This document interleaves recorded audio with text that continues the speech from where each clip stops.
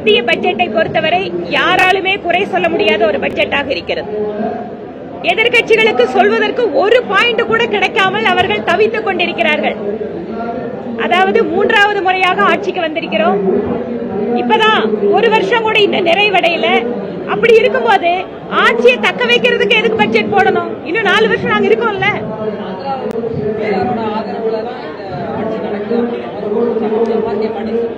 ஆந்திராவுக்கும் பீகார்ல இருக்கிற கூட்டணி கட்சிகள் எங்களுக்கு ஆதரவு கொடுத்துறாங்க. இன்னைக்குதான் தெரியுமா? ஏற்கனவே அவங்க ஆதரவு தான் நடத்துறோம். அவங்களும் எங்களோட கூட்டணியில் இருக்காங்க. அதனால இதுல என்ன இருக்கு? ஏற்கனவே அது தெரிஞ்ச விஷயம் தானே.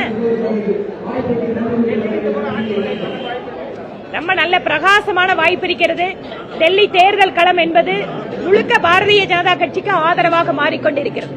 நேரடியாக தேர்தல் பிரச்சாரத்தினுடைய பணிகளை ஒருங்கிணைந்த காரணத்தாலும், அங்கு நேரடியாக தேர்தல் பிரச்சாரத்தில் இருந்த காரணத்தாலும் சாதாரண மக்களுக்கு ஆம் ஆத்மி கட்சியின் மீது இருக்கின்ற வெறுப்பு என்பது பல மடங்கு இருக்கிறது. பாரதிய ஜனதா கட்சி, அதுவும் குறிப்பாக தலைநகரிலே மோடி அவர்களுடைய அந்த ஆட்சியினுடைய பலனை பெற வேண்டும் என மக்கள் நினைக்கிறார்கள். இந்த முறை வெகு நிச்சயமாக பாரதிய ஜனதா கட்சிக்கு வாய்ப்பு அதிகரித்திருக்கிறது.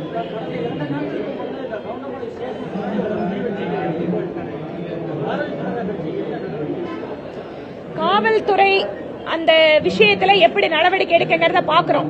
அவங்க நியாயமா நடவடிக்கை எடுக்கவில்லை என்றால் நிச்சயமாக பாரதிய ஜனதா கட்சி பாதிக்கப்பட்டவர்களுக்கு துணை நிற்கும். மாவட்ட தலைவர்கள்லாம் 67 மாவட்டத்தில் 66 முடிச்சாச்சு. இனி மாநில தலைவர் அப்படிங்கிற விஷயம் அப்படிங்கறது எல்லாமே கட்சியினுடைய தலைமை எப்ப முடிவெடுத்து அடுத்த கட்டத்துக்கு நகர்றாங்களோ அப்ப உங்களுக்கு தெரிய வரும்.